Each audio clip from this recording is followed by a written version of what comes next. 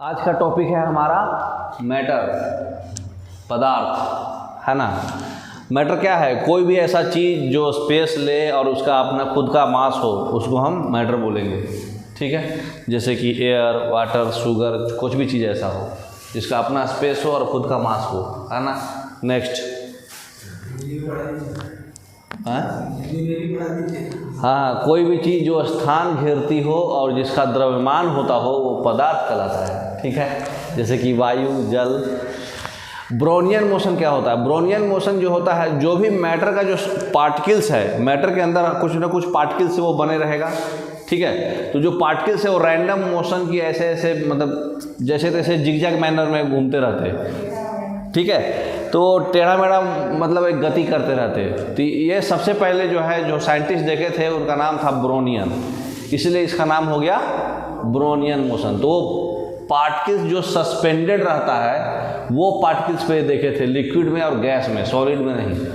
तो लिक्विड और गैस में जो होता है रैंडमली सब जिगजैग मैनर में घूमते रहते हैं, क्योंकि एक फिक्स पाथ में नहीं रहता, वो रिजिड स्ट्रक्चर नहीं है ना, तो जैसे तैसे मूवमेंट होते रहता है, इसलिए वो जिगजैग मैनर में घूमते रहते हैं। इसी को बोलते हैं ब्रोनियन मोशन। नेक्स्ट,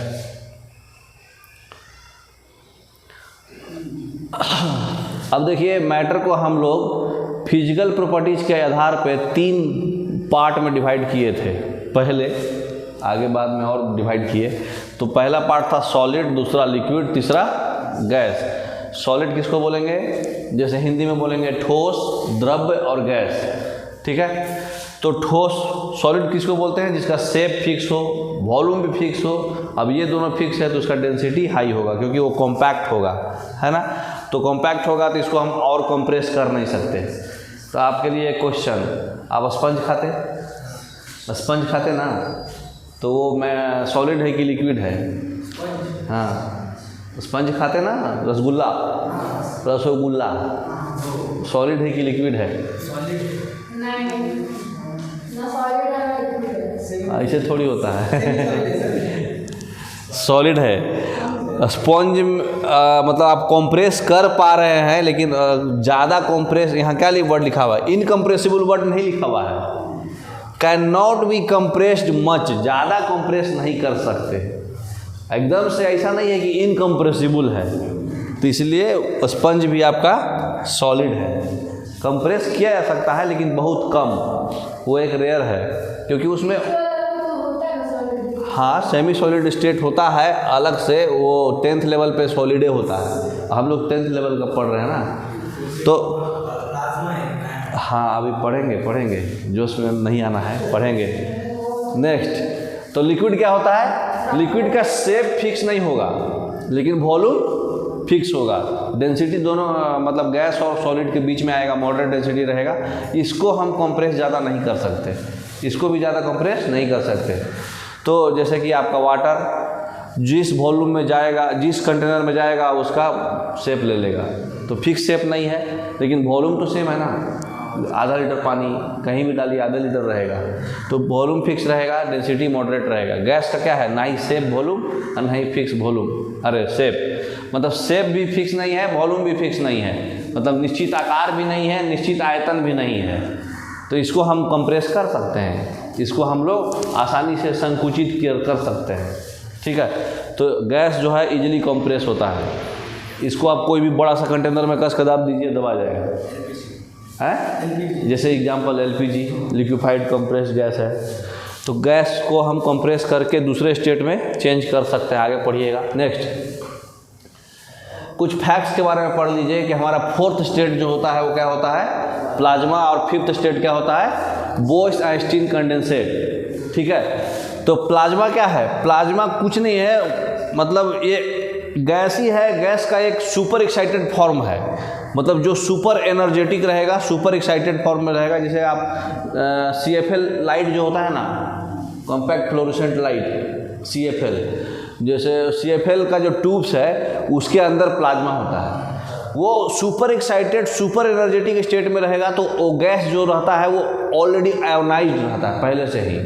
तो आयोनाइज बोले तो ऑलरेडी आयंस में उसके अंदर रहता है, तो वो ऑलरेडी अपना स्टेट जो है एक्साइटेड मोड में रहेगा, ग्राउंड स्टेट छोड़ के एक्साइटेड स्टेट में रहेगा, तो एनर्जेटिक बहुत ज़्यादा रहेगा। ठीक है। तो वो आपका एनर्जी कोई भी न्यूक्लियर रिएक्टर चाहे CFL ट्यूब्स वगैरह इसमें आएगा एग्जाम्पल, ठीक है। नेक्स्ट, प्लाज्मा में और भी एग्जाम्पल क्या है, इसका इलेक्ट्रॉन जो है आयोनाइज है, इसका मतलब क्या हो रहा है, इलेक्ट्रॉन रिलीज हो रहा है, तभी ना आयंस बन रहा है, पॉजिटिव आयंस। तो इलेक्ट्रॉन्स रिलीज हो रहा है, लॉस हो रहा है, तो पॉजिटिव आयंस बन रहा है, जैसे सन है, स्टार्स है, ये सब प्लाज्मा में आ जाएगा, ठीक है। सन स्टार सब प्लाज्मा में आएगा। नेक्स्ट दिखाए हुए है आपका सॉलिड, लिक्विड, गैस और प्लाज्मा। सॉलिड का देखिए फिक्स शेप, फिक्स वॉल्यूम है, इसका फिक्स शेप नहीं है लेकिन वॉल्यूम फिक्स है। गैस जो है छिलमिलाया हुआ है इधर उधर, फिक्स शेप फिक्स वॉल्यूम दोनों में से कोई नहीं है। और प्लाज्मा जो है गैस ही है लेकिन एक्साइटेड मोड में है, पूरा पीला पीला एकदम उछल रहा है ज़्यादा। नेक्स्ट, लास्ट स्टेज क्या था, बोस-आइंस्टीन कंडेंसेट।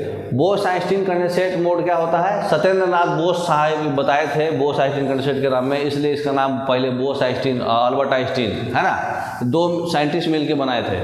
तो ये कंसेप्ट दिए थे, ये बताए थे कि अगर गैस को बहुत ही ज़्यादा सुपर कूल कर दीजिए, गैसे को अलग भाग में एक प्लाज्मा हो गया और एक बोस-आइंस्टीन हो गया, एक्चुअली गैस ही है वो, अगर उसको ब्रॉड सेंस में पढ़े तो, अगर डिटेल में पढ़ेंगे तो अलग पढ़ रहे हैं हम लोग। तो बोस-आइंस्टीन कंडेंसेट में क्या था कि अगर हम कोई गैस को बहुत ज़्यादा सुपर कूल कर दिए, एक्सट्रीमली लो डेंसिटी हो जाएगा उसका और लो टेम्परेचर पे, तो जो स्टेट आएगा वो बोस-आइंस्टीन होगा। कोई गैस को हम लो टेम्परेचर करके सुपर कूल कर दिए, जरा बड़ा नहीं, सुपर कूल मतलब -डिग्री सेल्सियस में, और डेंसिटी भी बहुत लो कर दिए, तो उस समय जो स्टेट होगा वो बोस-आइंस्टीन कंडेंसेट होगा, ठीक है। नेक्स्ट, अब आ जाइए, हम लोग केमिकल प्रॉपर्टी के आधार पे मैटर को क्लासिफाई किए हैं, ठीक है। दो पार्ट में बांटे हैं, प्योर सबस्टांस और मिक्सचर। तो हम लोग सबसे पहले क्या पढ़ेंगे, प्योर सबस्टांस। प्योर सबस्टांस सिर्फ और सिर्फ एक ही काइंड ऑफ पार्टिकल से बना रहेगा, ठीक है। इसको हम सेपरेट नहीं कर सकते दूसरे स्टेट में, मतलब कोई फिजिकल तरीका से मैंने काट के चाहे पानी में डाल के, मतलब फिजिकल प्रोसेस से सेपरेट नहीं कर सकते। रिएक्शन करा के अलग बात है, फिजिकल प्रोसेस से हम सेपरेट नहीं कर सकते। इसमें दो चीज़ आएगा, एक एलिमेंट्स और एक कंपाउंड्स। मतलब प्योर सबस्टांस नाम ही है, प्योर है, आप इसको अलग नहीं कर सकते, सिर्फ एक ही काइंड ऑफ पार्टिकल्स है इसमें, ठीक है।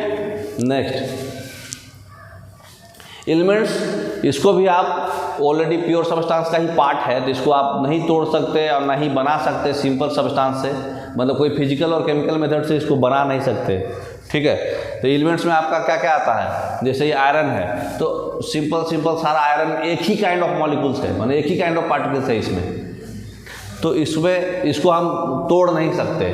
बाद में टूटा है, पहले के ज़माना बोलते थे इसको तोड़ नहीं सकते, लेकिन तोड़ के बहुत कुछ किया गया है। तो एलिमेंट्स में तोड़ के प्रोटॉन, इलेक्ट्रॉन निकाला गया है। तो इलेक्ट्रॉन, इसको हम लोग पहले एलिमेंट्स को क्या बारे में पढ़े थे हम लोग, मेटल्स, नॉन मेटल्स और मेटलॉइड्स। मेटल्स किसको बोलते हैं, जिसमें रिंगिंग साउंड आए, टनटनाहट का आवाज़ आए, सोनरस नेचर हो, लस्टरस हो, चमक हो, है ना, जिसका डक्टिलिटी हाई हो। डक्टिलिटी मतलब क्या होता है, हाँ, वायर में हम इसको खींच सकते हैं। मलेबल हो, मलेबल किसको बोलते हैं, अगर हम इसको हथौड़ा मारेंगे, हैमरिंग करेंगे तो टूटेगा नहीं, पतला होते जाएगा, पतला होते जाएगा, ठीक है। फिर और क्या होता है, गुड कंडक्टर ऑफ इलेक्ट्रिसिटी होगा मेटल्स, है ना। सॉलिड्स होगा, लेकिन सिर्फ और सिर्फ एक मेटल्स है जो लिक्विड होता है, वो मरकरी, हाँ। तो मेटल्स सॉलिड्स रहता है रूम टेम्परेचर पर। उसके बाद सोनरस होता है, रिंगिंग साउंड देगा आपस में टकराएगा तो, ठीक है। फिर आपका क्या बोलते हैं, लस्टर होता है, चमक होता है, इसमें ग्लो होता है, डक्टाइल होता है, मलिएबल होता है। नॉन मेटल्स क्या होता है, गैस होता है। मेटलॉइड्स जो है नॉन मेटल्स, लेकिन है मेटल्स लेकिन नॉन मेटल्स की तरह बिहेव करेगा, जैसे सेमीकंडक्टर, जैसे सिलिकॉन, जर्मेनियम, है ना। तो ये सब जो है, कार्बन भी मेटलॉइड्स की तरह कभी कभी बिहेव करता है। तो ये सब जो है, बोरोन, कार्बन नहीं, बोरोन, भोला शिव जी आज सबसे टीपो, boron, silicon, germanium, arsenic, tellurium और पोलोनियम, टोटल 5 ही मेटलॉइड्स है पूरे पीरियोडिक टेबल में। तो 5 मेटलॉइड्स है। बाकी अल्कली मेटल्स कौन कौन है, अल्कली मेटल्स है, अल्कलाइन अर्थ मेटल। जो लेफ्ट साइड में था p block, s block elements और d block elements, d block transition metals है।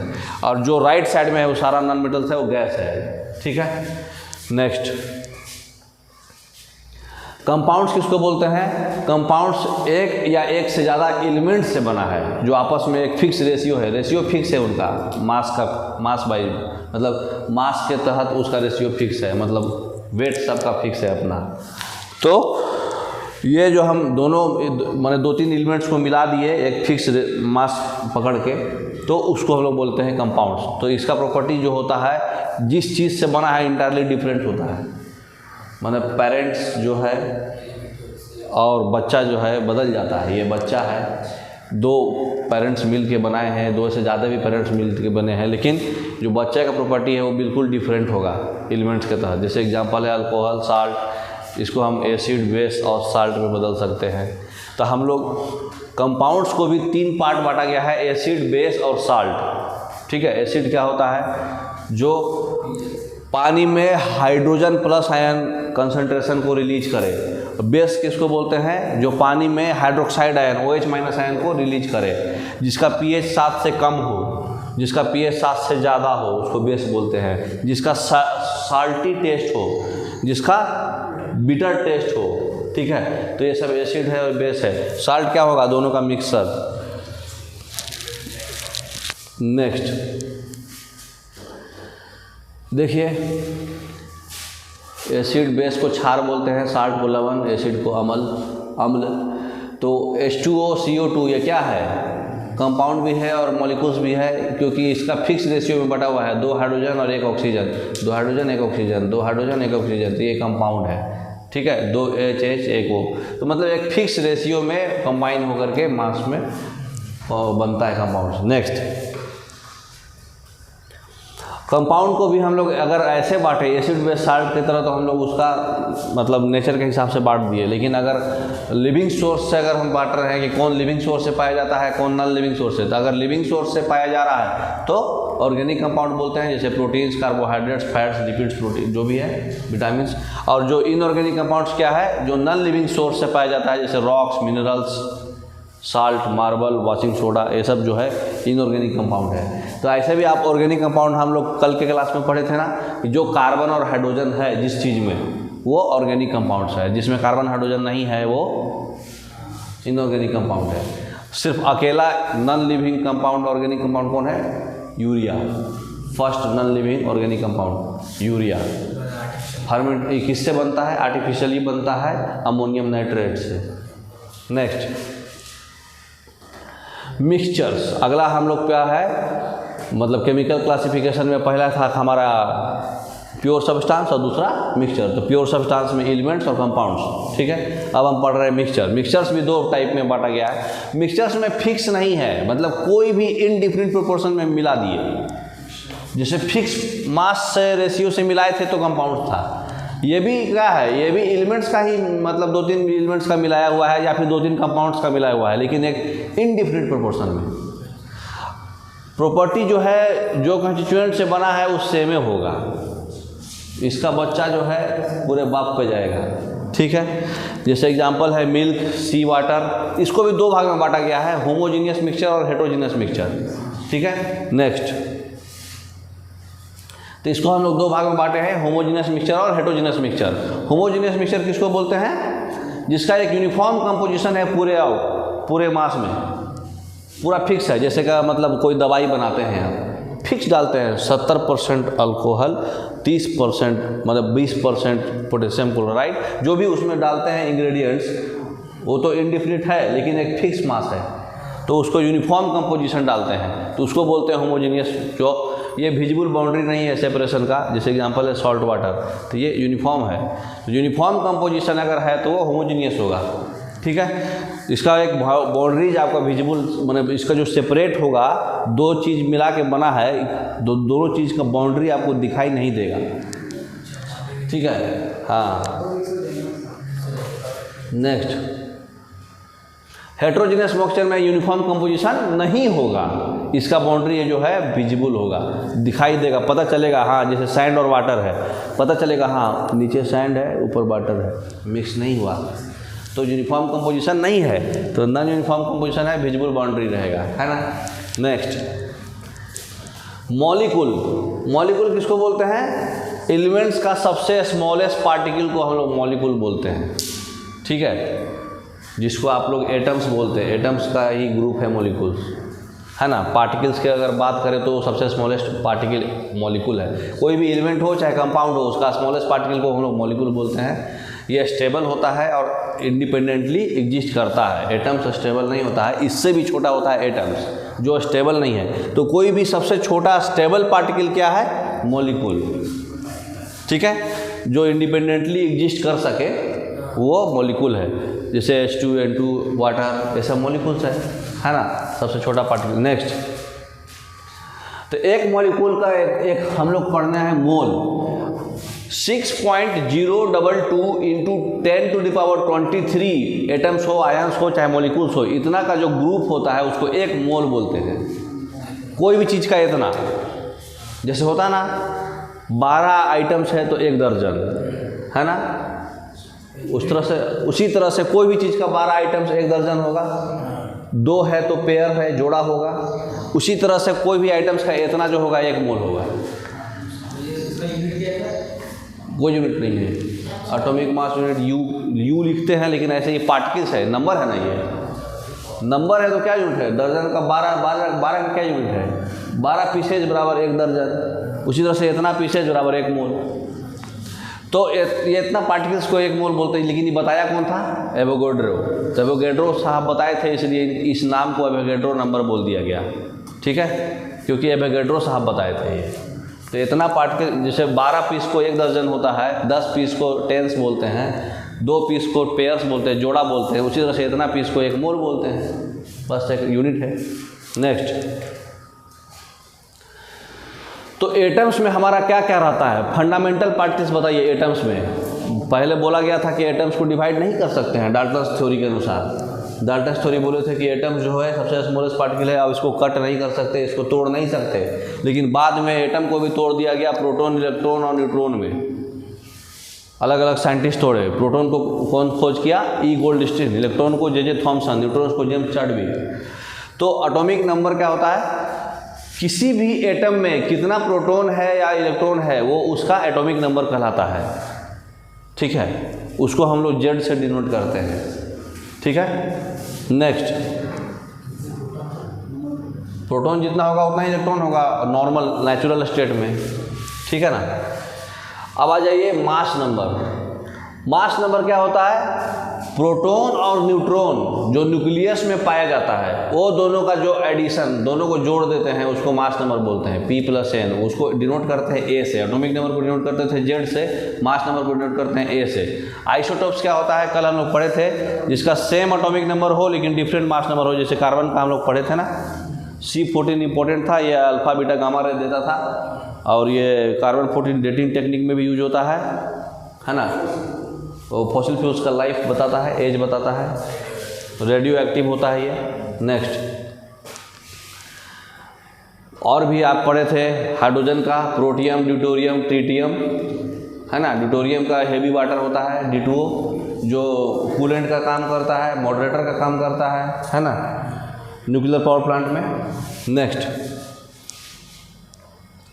आइसोबार क्या होता है? जिसका एटॉमिक मास सेम हो, एटॉमिक नंबर अलग हो। जैसे देखिए कैल्शियम है और आर्गन है, इसका एटॉमिक नंबर 18 है लेकिन इसका एटॉमिक नंबर 20 है, लेकिन दोनों का मास 40 ही 40 है, इसको बोलते हैं आइसोबार। देखिए नाम आपको हिंदी में नहीं पकड़ा रहा है, इंग्लिश में देखिए पकड़ा जाएगा। समभारी, भार सेम है जिसका, वेट मास सेम है जिसका, है ना।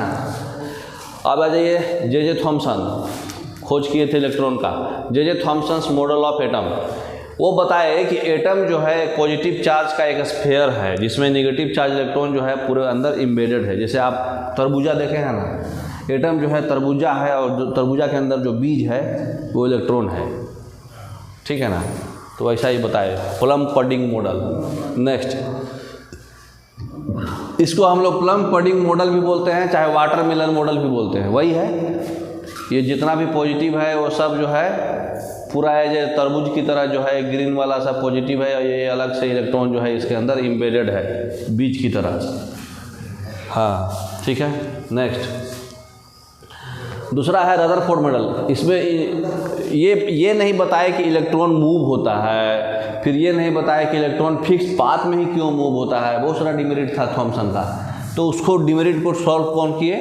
रदरफोर्ड बोले कि एक्सपेरिमेंट किए, अल्फा पार्टिकल्स को लिए। अल्फा पार्टिकल्स ही क्यों लिए और किसका लिए थे? थीन गोल्ड फॉइल। थीन गोल्ड फॉइल ही क्यों लिए बताइए भाई। कोई भी चीज़ आदमी सेलेक्ट करता है तो कुछ वजह होता है। गोल्ड क्यों लिए? क्योंकि ये बहुत ही सबसे ज़्यादा मलिएबल है, इसको पीट पीट के बहुत पतला बनाया जा सकता है। तो इसको हमको सबसे पतला पे एक्सपेरिमेंट करना था, जितना पतला हम कर सके मैक्सिमम औकात में। तो सबसे ज़्यादा पतला जो है पूरे एलिमेंट्स में गोल्ड को ही बना सकते थे ये।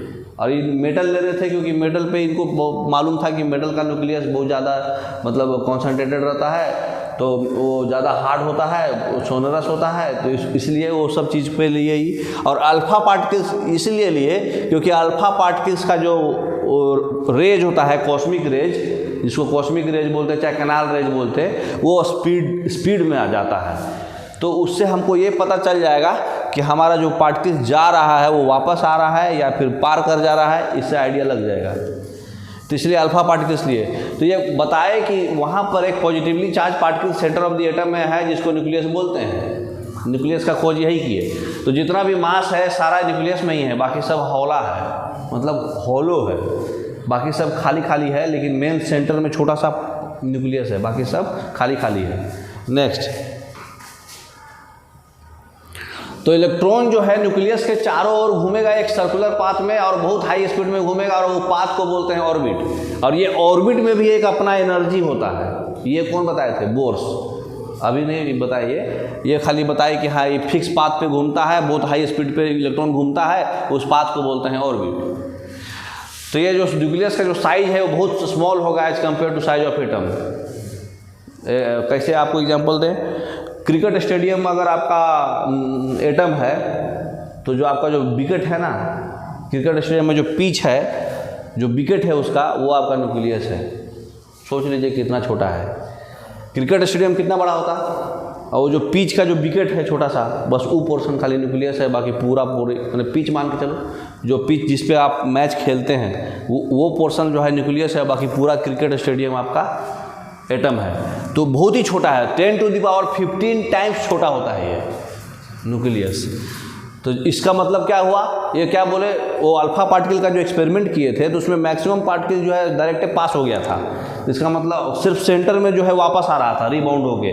तो इससे पता चला कि इस सेंटर वाला पार्ट जो है बहुत हार्ड है और उसी को न्यूक्लियस नाम दिया। बहुत छोटा है लेकिन, और सारा पॉजिटिव चार्ज वहीं पे है, क्योंकि अल्फा पार्टिकल्स पॉजिटिव चार्ज होता है, पॉजिटिव रिपेल होकर वापस आ जाएगा। और ये जितना भी एटम जो है वो एम्प्टी स्पेस है। ठीक है। नेक्स्ट देखिए, गोल्ड फॉइल एक्सपेरिमेंट के बारे में बताया हुआ है। यहाँ से जो है रेडियो एक्टिव सोर्स से जो है बीम ऑफ अल्फा पार्टिकल्स दिए, जिसको कैनाल रेज बोलते हैं। ठीक है। ये अल्फा पार्टिकल जो है ये किसके पास किया? गोल्ड है, ये थिन गोल्ड है। ये गोल्ड से पास किया तो बहुत ऐसे ही पास कर गया, बहुत डिफ्लेक्ट कर गया इधर उधर, बहुत बाउंस बैक भी हुआ।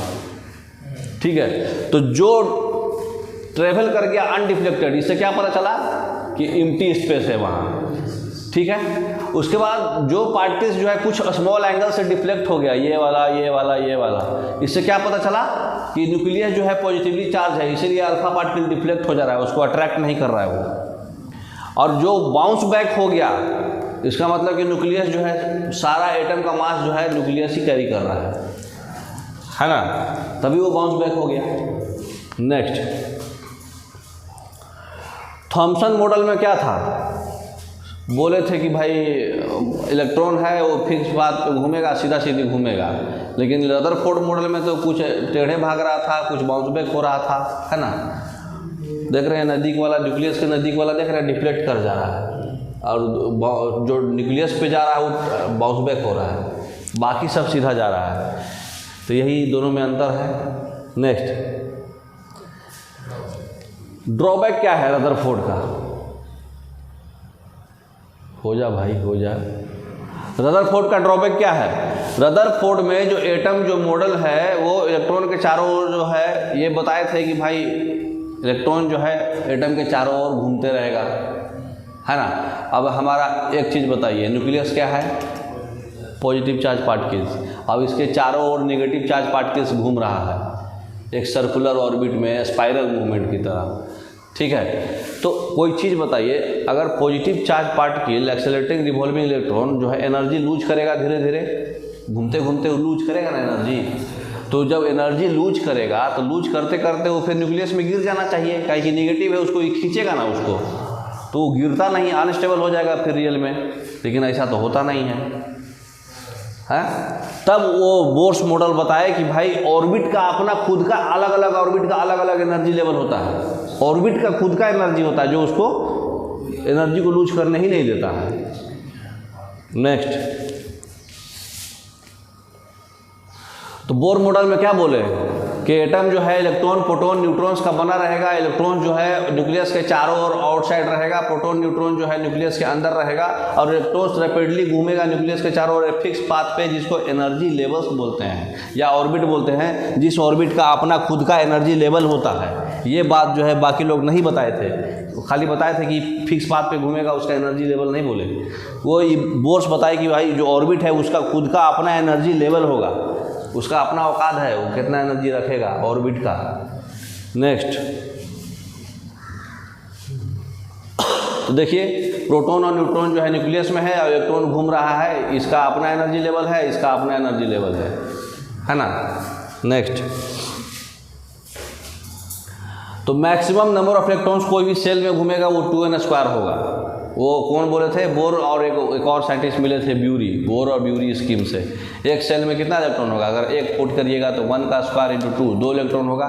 सेकंड सेल में 8 इलेक्ट्रॉन हो जाएगा, थर्ड सेल में 18 होगा। ये कैपेसिटी है मैक्सिमम औकात रखने का सेल में, लेकिन एक सेल में 8 ही होता है, क्योंकि 8 से ज़्यादा फिर वो एकोमोडेट नहीं कर पाता है।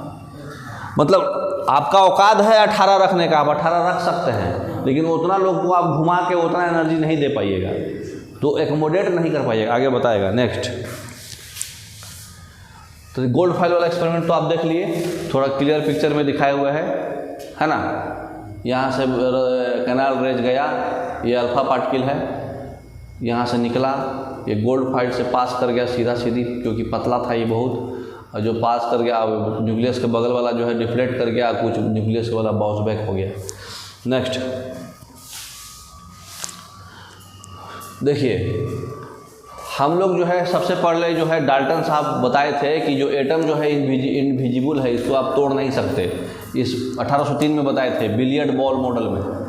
बिलियर्ड बॉल मॉडल में बताए थे डाल्टन साहब 1803 में कि एटम जो है इंडिविजुअल है, उसको आप नहीं तोड़ सकते। लेकिन बाद में जे थॉमसन साहब तोड़ दिए, तोड़ के प्लम पडिंग मॉडल बताया 1904 में ही।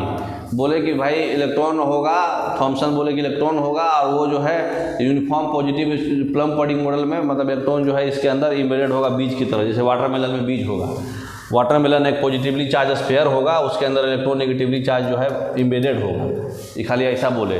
फिर बाद में रदरफोर्ड क्या बोले 1911 में? वो बोले कि रदरफोर्ड बोले कि पॉजिटिवली चार्ज पार्टिकल जो न्यूक्लियस है वो पूरा मास लिए हुए रहेगा और छोटू रहेगा। ये न्यूक्लियस है छोटू सा, और उसके चारों ओर इलेक्ट्रॉन घूमेगा, 1911 में बताए। फिर 1913 में बोर बताए, क्या बोले कि फिक्स्ड सर्कुलर ऑर्बिट में घूमेगा, जिसका अपना एनर्जी लेवल होगा। इलेक्ट्रॉन का ऑर्बिट फिक्स होगा, उसका अपना एनर्जी लेवल होगा, वो स्पाइरल में नहीं घूमेगा, सर्कुलर में घूमेगा। स्पाइरल थोड़ी रहेगा, वो सर्कुलर में घूमेगा, अपना एनर्जी लेवल फिक्स रहेगा उसका। फिर बाद में एक स्क्रोडिंजर साहब आए 1926 में, इलेक्ट्रॉन क्लाउड मॉडल दिए। इसमें बताया कि एटम इलेक्ट्रॉन जो है अपना जो स्पेस लेता है न्यूक्लियस के चारों ओर, वो उसके एनर्जी के हिसाब से डिटरमाइन किया जा सकता है। तो स्क्रोडिंजर साहब बहुत डिटेल में बताए थे, वो मतलब एंगुलर मोमेंटम ये सब भी कवर किए थे पूरा। स्क्रोडिंजर इक्वेशन भी है, हाँ फिजिक्स में पढ़िएगा। नेक्स्ट, तो ये याद रखिएगा, डाल्टन साहब 1808 में बताए थे, ठीक है, कि एटम सबसे इंडिविजुअल होगा, उसको हम नहीं तोड़ सकते हैं। थॉमसन 1897 में इलेक्ट्रॉन का खोज किए, थॉमसन का प्लम पडिंग मॉडल में। रदरफोर्ड 1911 में वो एक्सपेरिमेंट किए थे अल्फा वाला। बोर्स 1913 में बताया कि अपना क्वांटम मैकेनिक्स के हिसाब से सबसे फिक्स ऑर्बिट में घूमेगा, और स्क्रोडिंजर 1926 में बताए थे कि जो क्या बोलते हैं अपना जो एंगुलर मोमेंटम के हिसाब से घूमेगा क्वांटम मैकेनिक्स यूज करके। ठीक है, बोर्स जो है एटॉमिक मॉडल के हिसाब से बताए थे, ये फिर क्वांटम मैकेनिक्स यूज करके आप उसका एंगुलर मोमेंटम ये सब भी डिस्कशन करे थे। और जेम्स चाडविक जो है न्यूट्रॉन का खोज किए थे 1932 में। अब देख लीजिए एटम को थोड़ा थोड़ा कैसे कैसे समझा जा सकता है। एटम इलेक्ट्रॉन, प्रोटॉन, न्यूट्रॉन और उसका एटॉमिक नंबर और मास नंबर। ठीक, इलेक्ट्रॉन, प्रोटॉन, न्यूट्रॉन में एटॉमिक मॉडल पढ़े थे हम लोग, थॉमसन का, रदरफोर्ड का, बोर का, फिर क्वांटम में स्क्रोडिंजर का, क्वांटम नंबर में शेप, एनर्जी लेवल, इलेक्ट्रॉनिक, ये आपको पढ़ना है फिजिक्स में, है ना। तो ये atomic model Thomson, Rutherford, Dalton ने अलग था जो तोड़ा नहीं, इसलिए डाल्टन नहीं लिखा है। Thomson, Rutherford, Bohr's, quantum model में आपका स्क्रोडिंजर में अलग से क्वांटम नंबर है जो शेप, एनर्जी और कन्फिग्रेशन पर डिपेंड करता है, जो फिजिक्स में पढ़िएगा। उसके बाद जो है स्ट्रक्चर ऑफ एटम में हाइड्रोजन एक्सपेरिमेंट स्पेक्ट्रम से बोर मॉडल तैयार हुआ था। हाइड्रोजन पे ही एक्सपेरिमेंट होकर के बोर अपना एनर्जी लेवल ये सब बताएंगे, अभी पढ़िएगा। उसमें फिर बताए थे कि जो है इमिशन और ऑब्जॉर्प्शन होगा, तो उसमें 5 गो सीरीज है एनर्जी लेवल। फर्स्ट सेल का लाइमन सीरीज, सेकंड सेल का बाल्मर सीरीज जो अल्फा विजिबल रेंज में है, ये अल्ट्रा वायलेट रेंज में है। पास्कल सीरीज जो है इंफ्रारेड में है। ब्रैकेट, पीफन, हम्फ्रेरी सीरीज, ये 6 जो है नाम है। पढ़े हैं कि नहीं पहले? हैं? नहीं पढ़े? 1 2 3 4 5 6 n है ये shell, number of shells. First shell में लाइमन सीरीज, सेकंड सेल में बाल्मर, थर्ड सेल में पास्कल। ये जो हाइड्रोजन का स्पेक्ट्रम से जो इमिशन होता है वो ये है, एनर्जी लेवल है।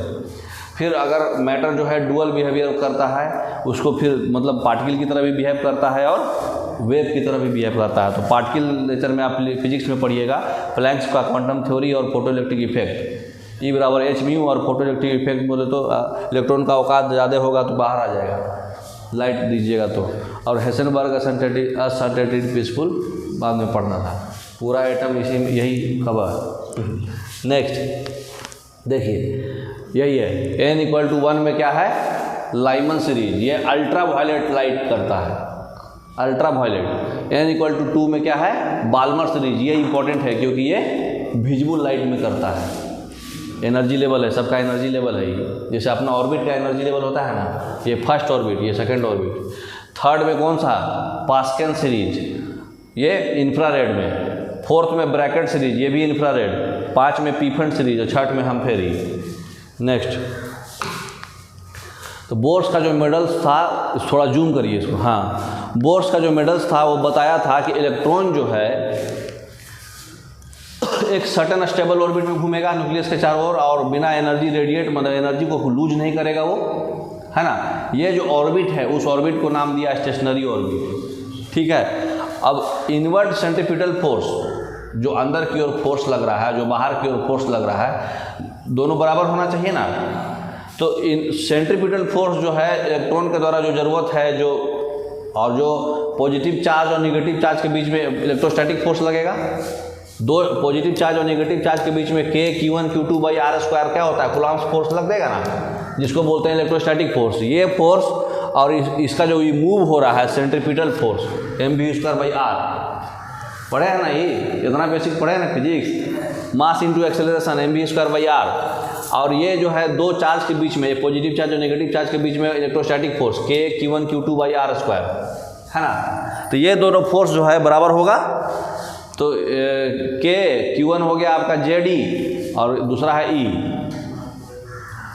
ये r², दोनों को बराबर किया। बोर्स क्वांटम कंडीशन जब बराबर होगा तो mvr जो है NH/2π के बराबर होता है। ये बोर्स साहब बताए।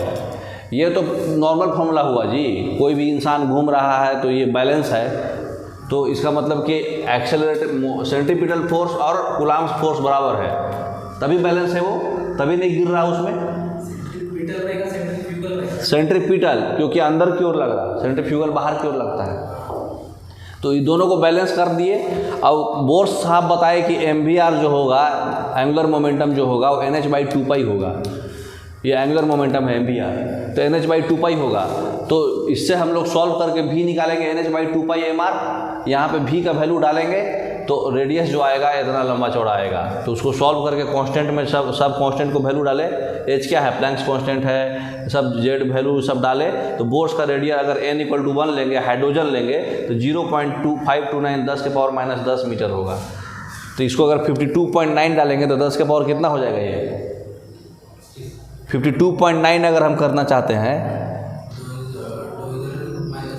-12 को क्या बोलते हैं, पिकोमीटर। तो 52.9 पिकोमीटर होता है हाइड्रोजन का रेडियस। इलेक्ट्रॉन का रेडियस, हाँ इलेक्ट्रॉन मतलब n = 1 का बोर्स का एटॉमिक रेडियस। हाँ तब n जितना रख दो, उसमें पूछेगा तो 52.9 × a² है ना ये। तो ये रेडियस होता है ×n²। अब R0 आप याद रखिएगा 52.9 पिकोमीटर। 52.9 पिकोमीटर हो गया, उसको n² से गुना करिए, कोई भी ऑर्बिट का निकाल सकते हैं आप। इसका मतलब कि n² के डायरेक्टली प्रोपोर्शनल है ये भी एग्जाम में आता है, डायरेक्टली प्रोपोर्शनल है। ठीक है, नेक्स्ट इधर कीजिए, थोड़ा जूम करिए। सारा बोर्स थ्योरी इसी में कवर है। तो बोर्स का रेडियस क्या होता है, ये डिस्टेंस बिटवीन न्यूक्लियस और इलेक्ट्रॉन, मतलब ग्राउंड स्टेट में इसके और इलेक्ट्रॉन के बीच में जो गैप है ये रेडियस हो गया। अब जितना n है वो जिस ऑर्बिट का निकालना है वो फार्मूला से निकाल दीजिए, 52.9 × n²। सिंपल है फार्मूला, 52.9 × n²। वो निकाला कैसे वो हम बताएं। तो जो सबसे स्मॉलेस्ट ऑर्बिट होता है उसको हम लोग बोलते हैं बोर्स रेडियस, यही है 52.9 पिकोमीटर 10⁻⁻12। अब न्यूक्लियर कंसेप्ट क्या होता है, जो इलेक्ट्रॉन्स है वो जो है न्यूक्लियस के चारों ओर घूमता है, ठीक है, उसी को बोलते हैं सेंट्रीफ्यूगल फोर्स। और सेंट्रीफ्यूगल फोर्स और इसका जो कूलम्ब फोर्स है, इलेक्ट्रोस्टैटिक फोर्स, दोनों बैलेंस हुआ है ना, इसी को ना बैलेंस किए। सेंट्रीफ्यूगल फोर्स ये मूवमेंट की वजह से, और ये दोनों अपोजिट चार्ज की वजह से इलेक्ट्रोस्टैटिक फोर्स, कूलम्ब्स लॉ। दो चार्ज के बीच में कूलम्ब फोर्स होता है ना जी, फिजिक्स पढ़े होंगे ना 12th में, चाहे 10th में भी पढ़ना है। पॉजिटिव नेगेटिव तो अट्रैक्ट करेगा। हाँ, तो दोनों के बीच में जो फोर्स होगा वो इलेक्ट्रोस्टैटिक फोर्स होगा। हाँ, जब वो रिवॉल्व करेगा तो उसके लिए सेंट्रीपिटल अट्रैक्ट करने के लिए सेंट्रीपिटल। अरे भाई ये जो मूव हो रहा है, ये अगर इसको धागा हम छोड़ दिए तो वेलोसिटी उसका टेंजेंशियल जाएगा, तो ये अंदर की ओर उसको रोके हुए कोई फोर्स लगाए हुए है तभी तो ये मूव हो रहा है। हाँ, तो ये वही फोर्स जो है ये कूलम्ब फोर्स के बराबर होगा तभी ये कंटिन्यूअस मूव हो रहा है, नहीं तो कंटिन्यूअस मूव नहीं होता। दोनों फोर्स बैलेंस है इसका मतलब। चलिए ऊपर कीजिए। तो सेंट्रीफ्यूगल फोर्स और प्रोटॉन और न्यूट्रॉन इलेक्ट्रॉन के बीच का कूलम्ब फोर्स। अच्छा, क्वांटम में mvr/nh/2π होता है, स्टेशनरी ऑर्बिट जो जिस ऑर्बिट में वो घूम रहा है, ठीक है। फ्रीक्वेंसी क्या होता है, E = h𝜇। जो चेंज इन एनर्जी होगा वो h𝜇 के बराबर होगा, पढ़े है ना। मतलब एक ऑर्बिट से दूसरे ऑर्बिट में जंप कर रहा है तो h𝜇 के बराबर। h क्या है, प्लैंक्स कांस्टेंट, म्यू क्या है, फ्रीक्वेंसी। E = h𝜇 क्या है, प्लैंक्स इक्वेशन, पढ़े है ना क्वांटम थ्योरी में। तो बेसिक तो भाई फिजिक्स का यूज होगा इसमें। नेक्स्ट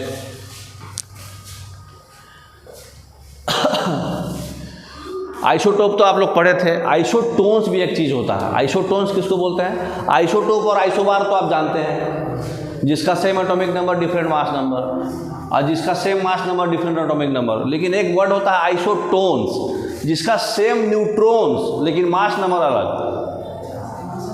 जैसे आप फास्फोरस और सल्फर, फास्फोरस का एटॉमिक नंबर 15 है, मास नंबर 31 है। सल्फर का एटॉमिक नंबर 16 है, मास नंबर 32 है। लेकिन दोनों का डिफरेंस देखो कितना आ रहा। जो डिफरेंस आएगा वही नंबर ऑफ न्यूट्रॉन्स होता है, क्योंकि Z + N = A, P + N, proton plus neutron क्या होता है, मास नंबर। तो प्रोटॉन आपका है 15, तो न्यूट्रॉन कितना हो जाएगा, दोनों घटाएंगे तो 16, और इसका भी प्रोटॉन 16 है, इसका मास नंबर 32 है। A - Z कितना हो जाएगा, N, तो ये भी 16। तो इसका सेम नंबर ऑफ न्यूट्रॉन्स जो अब होता है तो उसको बोलते हैं आइसोटोन्स, ठीक है ना। मास नंबर तो आप जानते ही हैं, इसको बोलते हैं। एटॉमिक नंबर जो है नीचे वाला को बोलते हैं, है ना। नेक्स्ट, अच्छा एक और चीज़ छूट गया, ऊपर कीजिए, ऊपर कीजिए। आइसोडाइफर्स। आइसोडाइफर्स क्या होता है, एटॉमिक और मास नंबर से मतलब अलग है लेकिन अरे डिफरेंस सेम है। जैसे कहने का मतलब कि देखिए यहाँ 90 है, यहाँ 234 है, यहाँ 92 है, यहाँ 146 है, ये दोनों का डिफरेंस क्या होता है? आइसोटोन्स, उसको आइसोडाइफर्स भी बोलते हैं, डिफरेंस सेम। ठीक है, एटॉमिक और मास नंबर डिफरेंट है, इसका देखिए एटॉमिक नंबर भी डिफरेंट है, मास नंबर भी डिफरेंट है, लेकिन डिफरेंस सेम है, आइसोटोन्स है तो आइसोडाइफर है। ठीक है, आइसोटोन्स बोलिए चाहे आइसोडाइफर बोलिए। अच्छा, आ जाइए अब एटॉमिक ऑर्बिटल्स पे। S shell, P shell, D shell, F shell जानते हैं ना? हैं? खाली शेप याद रखिए। एस का शेप कैसा होता है? स्फेरिकल। पी का शेप कैसा होता है? पी ऑर्बिटल कैसा होता है? डम्बेल टाइप का, है ना? ओरिएंटेशन अलग रहता है, एगो सीधा, एगो वाई एक्सिस, एगो जेड एक्सिस। और डी कैसा होता है? डबल डम्बेल, दो को रहेगा इसमें। और एफ कैसा है? ट्रिपल। ठीक है, शेप ऐसा होता है। और एटॉमिक ये 122, 334 एनर्जी जो होता है, एनर्जी सबका अपना एनर्जी होता है, ये अलग अलग है सबका, वो ऑर्डर याद रखना है, 1s 2s, ये जानते हैं ना? आ जाइए क्वांटम नंबर, ऊपर कीजिए।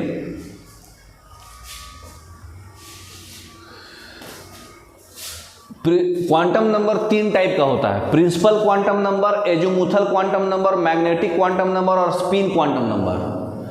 जो n = 1 2 3 4 ये सब हम लोग नॉर्मल जो देते हैं वो प्रिंसिपल क्वांटम नंबर है। एजीमुथल क्वांटम नंबर को L से डिनोट करते हैं, अगर ये 1 है तो उससे एक कम होगा, ये मतलब जितना ये है उससे एक कम होता है एजीमुथल क्वांटम नंबर, उसको रिप्रेजेंट करते हैं L से। मैग्नेटिक क्वांटम नंबर क्या होता है? वो -0 से लेके माने -1 से लेके +L तक, -L से +L तक, -L से +L तक होगा मैग्नेटिक क्वांटम नंबर। और ये स्पिन क्वांटम नंबर जो है 2 ही होता है, +½ और -½ पढ़े थे बचपन में कभी? फिजिक्स में 12th में पढ़े होंगे। नेक्स्ट, थोड़ा डीप ले जा रहे हैं क्योंकि मतलब कोई एग्जाम में डीप पूछता है, तो बोर्ड्स में देखिए सारा फॉर्मूला एक ही जगह इसमें कवर कर दिया गया है। ठीक है, हालांकि एटॉमिक स्ट्रक्चर पढ़ने के लिए कम से कम 4-5 क्लास लगता है 12th में। ये 12th का पूरा एटॉमिक स्ट्रक्चर आप एक ही क्लास में सब कवर हो जाएगा। किनका है? mvr = nh/2π होता है, एंगुलर मोमेंटम का फॉर्मूला याद रखिएगा, ये फॉर्मूला है। रेडियस कोई ऑर्बिट का है तो सीधे n² × 52.9 पिकोमीटर, बता दिए ना, n² × a0/z। अगर हाइड्रोजन का रहा तो n² / n² × a0, अगर हाइड्रोजन के अलावा कोई दूसरा पूछ दिया तो /z एटॉमिक नंबर। ठीक है ना, सिर्फ हाइड्रोजन है तो n² × 52.9। ठीक है, n² का डायरेक्टली प्रोपोर्शनल। अच्छा, एनर्जी क्या होता है? एनर्जी होता है राइडबर्ग कांस्टेंट × z² / n²। यहाँ पर देखिए n² डायरेक्टली था, यहाँ पे n² इन्वर्सली है। यही से पूछेगा, फॉर्मूला ही पूछेगा आपसे, वो न्यूमेरिकल थोड़ी बनवाएगा इसमें। ये डाटा पूछेगा 52.9 वाला डाटा, आप चाहे राइडबर्ग कांस्टेंट का 2.18 × 10⁻18 जूल, चाहे इलेक्ट्रॉन वोल्ट में 13.6 इलेक्ट्रॉन वोल्ट, ये डाटा पूछेगा। 1 इलेक्ट्रॉन वोल्ट में 1.6 × 10⁻19 जूल होता है, जो 1 इलेक्ट्रॉन का चार्ज होता है। तो ये या अगर इलेक्ट्रॉन वोल्ट में है तो ये RH का वैल्यू, राइडबर्ग कांस्टेंट का वैल्यू होता है 13.6 इलेक्ट्रॉन वोल्ट, तो ये माइनस में होगा, एनर्जी हमेशा माइनस में रहेगा। और × z² / n², यहाँ पे z बाई में, यहाँ पे z² ऊपर। तो खाली फॉर्मूला आपको याद है ना, तो आगे पीछे ऊपर नीचे जो भी करेगा ना वो पूछेगा। डायरेक्टली प्रोपोर्शनल होता है, इन्वर्सली होता है, स्क्वायर का डायरेक्टली होता है, इन्वर्सली स्क्वायर का डायरेक्टली होता है, वो ऐसा आपको पूछेगा। और ये कांस्टेंट का वैल्यू याद रखना है आपको। ठीक है, उसके बाद देखिए चेंज इन एनर्जी जो होता है E = h μ, डेल्टा E जो होता है वो RH z² / n² पढ़े ना, तो z तो यहाँ हमेशा हाइड्रोजन लेंगे, बहुत टफ क्वेश्चन डालेगा तो हाइड्रोजन के अलावा दूसरा डालता है, तो z हमेशा 1 ही होगा। तो 1 पहला वाला का एनर्जी का स्क्वायर / दूसरा वाला का एनर्जी स्क्वायर। ठीक है, तो यहाँ पे अगर जूल में ले रहे हैं तो 2.18 × 10⁻18 लेंगे, अगर इलेक्ट्रॉन वोल्ट में लेना है तो 13.6 लेंगे। जो चेंज इन एनर्जी होता है, पॉजिटिव कब होगा? जब एनर्जी अब्जॉर्ब होगा इलेक्ट्रॉन के द्वारा, अगर इमिट होगा इलेक्ट्रॉन के द्वारा तो एनर्जी निगेटिव लेंगे। तो ये सब पूछेगा, निगेटिव कब लेंगे, पॉजिटिव कब लेंगे, घटेगा कब, बढ़ेगा कब, तो ये आपको याद रखना है। 3 फार्मूला आपको याद रखना है, और ये भी याद रखना है इलेक्ट्रॉन वोल्ट में ऐसा होगा, पॉजिटिव कब होगा, निगेटिव कब होगा। ये पेज से बहुत ही क्वेश्चन आता है, दबा के क्वेश्चन दिखाएंगे आपको। नेक्स्ट देखिए इसमें दिखाए हुए हैं बाल्मर सीरीज बताए थे आपको, विजिबल में है, लाइमन अल्ट्रावायलेट में होता है, पास्केन जो है इंफ्रारेड के नज़दीक होता है बहुत, और ब्रैकेट जो है इंफ्रारेड से बहुत दूर, और पी फंड तो दूर। तो ये हो गया n = 2, n = 1, n = 3, n = 4, n = 5। Next तो हमारा एक बाल्मर्स का राइडबर्ग इक्वेशन भी है। बाल्मर सीरीज जो हम पढ़े हैं ना अभी n = 2 वाला, वो 1/λ ये वेवलेंथ है ना। r इन्फिनिटी 1/m² - 1/n² होता है। m क्या होता है लोअर वाला और n क्या होता है हायर वाला। तो नीचे लोअर करेंगे तभी ना ये बड़ा होगा। तो ये 1/m² - 1/n², r इन्फिनिटी क्या है वही राइडबर्ग कांस्टेंट है जिसका वैल्यू अलग होता है। ठीक है, बाल्मर सीरीज का वैल्यू में राइडबर्ग कांस्टेंट का वैल्यू ये होता है। इतना डीप नहीं पूछेगा आपसे, ठीक है ना। चलिए आइए अब हम टॉपिक समझ गए, आगे पढ़ना है 5 मिनट रुक के। हाँ ज़्यादा देर नहीं लगेगा, 10-15 मिनट का और टॉपिक है। Chemical bonding. केमिकल बॉन्डिंग क्या होता है? जो फोर्स आयंस और एटम्स को लिंक करता है आपस में, ठीक है। ये बहुत तरह का केमिकल बॉन्ड होता है, ionic bond, covalent bond, van der Waals bond, है ना। नेक्स्ट तो पहला बॉन्ड है आयोनिक बॉन्ड। आयोनिक बॉन्ड कैसे बनता है? या ट्रांसफर ऑफ इलेक्ट्रॉन से, या तो वो लूज करेगा या तो गेन करेगा। लूज करेगा तो निगेटिव चार्ज, गेन करेगा तो पॉजिटिव चार्ज। हाँ, लूज करेगा तो पॉजिटिव चार्ज, गेन करेगा तो निगेटिव चार्ज। सुनना है गौर लगा के। तो जैसे NaCl है, Na positive Cl negative, MgCl2, ये 2 पॉजिटिव ये 2 निगेटिव। तो ये जो है मेटल्स और नॉन मेटल्स में बनेगा, क्योंकि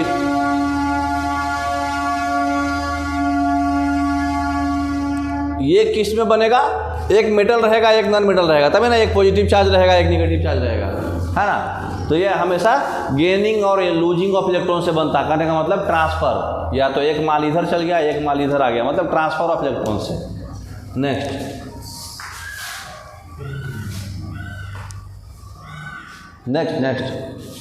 कोवैलेंट बॉन्ड। कोवैलेंट बॉन्ड कैसे बनता है? शेयरिंग ऑफ इलेक्ट्रॉन से। अभी कार्बन एंड कंपाउंड में आपको पढ़ाए थे, तो आपस में दोनों म्यूचुअल साझा कर लेता है, तू भी ले ले हम भी ले लेते। तो sharing, mutual sharing of electron से 2 एटम्स के बीच। ये जो है नॉन मेटल के बीच में बनेगा, जैसे H2 Cl2 NH3 CH4 जो भी है। नेक्स्ट कोवैलेंट बॉन्ड का भी टाइप्स है, single covalent bond alkane, double covalent bond alkyne, triple covalent bond alkyne, और भी एग्जांपल पढ़े थे हम लोग। तो कोवैलेंट कंपाउंड्स कैसा बनता है? ये बैड कंडक्टर होता है हीट और इलेक्ट्रिसिटी का। इसका बॉइलिंग पॉइंट भी लो होता है, मेल्टिंग पॉइंट भी लो होता है। ये इनसॉल्युबल होता है पानी में। क्यों सब कुछ लो क्यों है?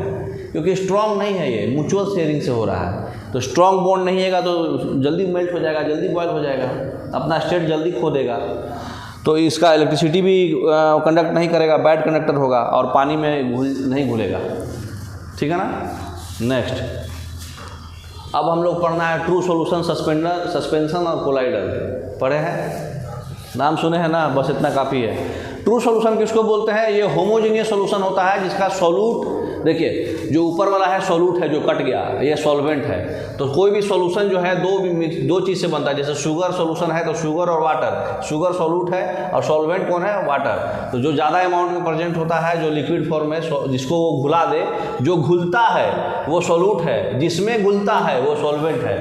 तो होमोजेनियस सॉल्यूशन क्या होता है? जो सॉल्यूट पार्टिकल्स का जो साइज होता है 1 नैनोमीटर से कम हो, जिसको हम माइक्रोस्कोप से ही नहीं देख पाए, माइक्रोस्कोप से भी ना देख पाए, तो उसको हम लोग बोलेंगे ट्रू सॉल्यूशन। जिसका साइज मैंने सॉल्यूट, जिस सॉल्यूट का साइज 1 नैनोमीटर से कम है, जिसको आप माइक्रोस्कोप से भी नहीं देख पा रहे, उसको हम लोग बोलते हैं ट्रू सॉल्यूशन। जैसे example salt in water, sugar in water, ये भी इसमें है। Next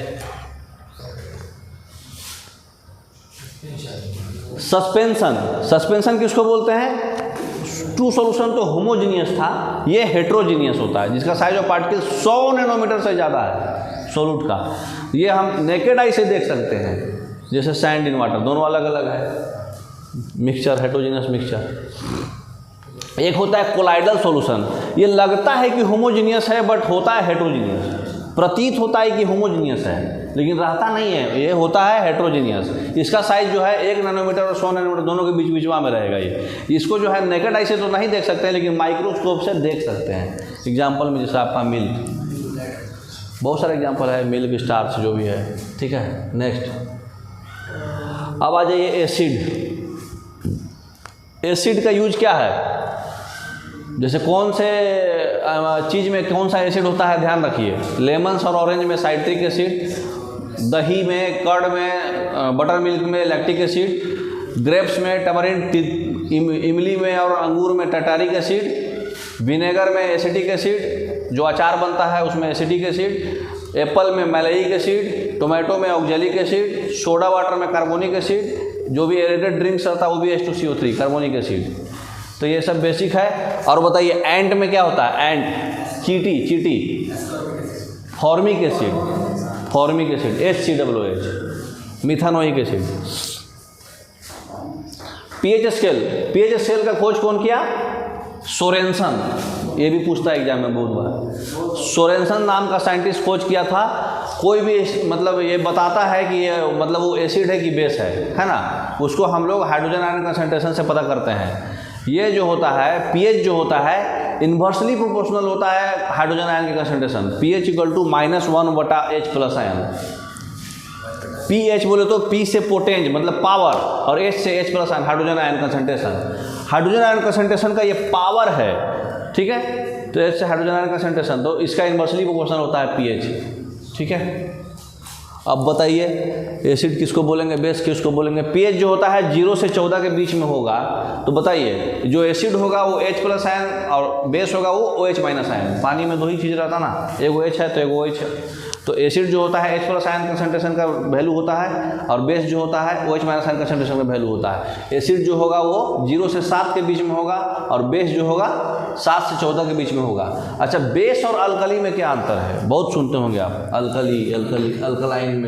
alkaline, acidic medium, alkaline medium, क्या होता है। अल्कलाइन उसको बोलते हैं जो बेस है लेकिन पानी में है, सोलूबल है, सोलूट है, माने सॉल्यूशन मोड में है, लिक्विड मोड में है। बेस इन लिक्विड मोड, उसको अल्कलाइन बोलते हैं, बस वो भी बेस ही है। नेक्स्ट ये बताए हुए हैं आपको, बताइए लाल, ब्लू, हरा, ये आपका लिटमस पेपर का बताए हुए कलर। 2 तकले लाल, फिर 4 तकले पीला, फिर हरा, फिर डीप हरा, फिर वायलेट। तो ये इधर वाला एसिड और इधर वाला बेस। ब्लड का pH कितना होता है 7.4। यूरिन का 6 होता है। सीमेन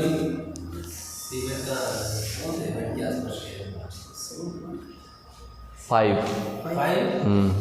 एसिडिक होता है। और जो लेडीज़ का निकलता है सीमेन उसको वो तो और कम 3.5। Next anion. एनायन किसको बोलते हैं, जो निगेटिव चार्ज आयन होता है। एक फटायन होगा, एक एनायन होगा। निगेटिव चार्ज है, इसका मतलब गेन ऑफ इलेक्ट्रॉन से होगा, ठीक है। मतलब एक ज़्यादा इलेक्ट्रॉन है नॉर्मल एटम से, Cl-, O-, माने औकात से ज़्यादा है तो एनायन हो गया, एक्स्ट्रा इलेक्ट्रॉन है। नेक्स्ट वाटर गैस किसको बोलते हैं, CO+H2 बताए थे आपको। पानी में ही एगो मतलब क्या उसको बोलते हैं, हाँ, कार्बन मोनोऑक्साइड में N2 हो गया तो प्रोड्यूसर गैस, और H2 हो गया तो वाटर में पानी है, H2O है तो H2 वर्ड आएगा, और प्रोड्यूसर गैस CO+N2। सबसे सस्ता फ्यूल है ये, इसका कैलोरी वैल्यू बहुत हाई होता है। नेक्स्ट नॉट वेरी हाई, हाँ सबसे सस्ता है ना। अब आ जाइए और कुछ और है जो आपको याद रखना है, बेसिक बहुत और है लेकिन जो याद रखना है वो हम बता रहे हैं, ठीक है। अल्मुनियम का और है बॉक्साइट, मैंगनीज का है पायरोलुसाइट, आयरन का है हेमेटाइट, ठीक है। मरकरी का है सिनेबर, कॉपर का है क्यूपराइट FeS2, कॉपर ग्लांस, ठीक है। और जिंक का जिंक ब्लेंडेड ZnS, लीड का गैलिना PbS। और एक और छूट गया है इसमें डोलोमाइट, कैल्शियम का होता है डोलोमाइट, चाहे चॉक पाउडर, लाइमस्टोन। डोलोमाइट किसको बोलते हैं, CaCO3.MgCO3, CaCO3. MgCO3। सिनेबर याद रखिएगा, सिनेबर को क्या बोलते हैं? HGS। सब में S लगा देना है, HGS, ZnS, PbS, है ना। ये ऑक्साइड अल्मुनियम में ये Al2O3, MnO2, हेमेटाइट में तो ये भी O2, Fe2O3, है ना। क्यूपराइट में ये भी CO, कॉपर का ऑक्साइड, और ग्लांस वर्ड है तो S, सल्फर। नेक्स्ट, एल्लोइज क्या होता है? दो या दो से एलिमेंट्स, डिफरेंट एलिमेंट्स को हम लोग अगर मिक्सचर करते हैं, कम से कम 1 मीटर होना चाहिए, ठीक है, और होमोजीनियस होना चाहिए, मोल्टन स्टेट होना चाहिए। हेटेरोजीनियस भी हो सकता है, लेकिन सॉलिड स्टेट में होमोजीनियस ही होगा, ठीक है। तो एक मेटल है और ज़्यादा लोग मिश्रण हो रहा है उसमें, तो उसको बोलेंगे एल्लोइज। दोनों मेटल रहा तो बल्ले बल्ले, मिनिमम 1 मीटर होना चाहिए। Copper plus zinc brass, copper plus tin bronze. Confusion होता है बार बार। देखिए जेड वर्ड है तो उसमें जिंक नहीं है, उल्टा है, तो जिंक ब्रास में होगा, जेड वर्ड किस में है तो उसमें जेड नहीं आएगा, टीन है उसमें, ठीक है ना। नेक्स्ट देखिए ब्रास और ये ब्रोंज का आपका कॉइन्स, ब्रोंज मेडल देते हैं, bronze medal, silver medal, gold medal, कांस्य पदक। नेक्स्ट, जर्मन सिल्वर में क्या होता है? ब्रास में ही निकल डाल देते हैं। कॉपर जिंक तो ब्रास था हमारा, ब्रास में निकल रहेगा तो जर्मन सिल्वर। सोल्डर क्या होता है? Lead plus tin. सोल्डरिंग करते हैं ना, दो वायर को जोड़ते हैं गर्म करके, लीड प्लस टीन रहता है। स्टेनलेस स्टील क्या होता है? नाइस बोले तो निकेल, आयरन और 2 C, गड़बड़ लिख दिया है, 2 C है। निकेल, आयरन, कार्बन और chromium. Nickel, iron, carbon, chromium, nice stainless steel देखते हैं, बहुत अच्छा दिखता है, नाइस। अमलगम क्या होता है? कोई भी ऐसा ओर जिसका अलॉय, जिसका एक पार्टिकल मरकरी है तो वो अमलगम बुलाएगा। एक पार्टिकल मरकरी है। कॉपर, जिंक, निकेल होता है जर्मन सिल्वर में। ब्रास में निकल डाल दिए तो जर्मन सिल्वर बनेगा। और कॉपर प्लस टीन क्या होता है? Copper plus tin bronze. तो कॉपर को हटा के लीड डाल दिए तो सोल्डर, ठीक है। इसका कोड बताएंगे नेक्स्ट क्लास में। नेक्स्ट, अभी टाइम ख़त्म हो गया इसलिए, ठीक है। तो समझ में आया सारा क्लास है? कितना टाइम हुआ?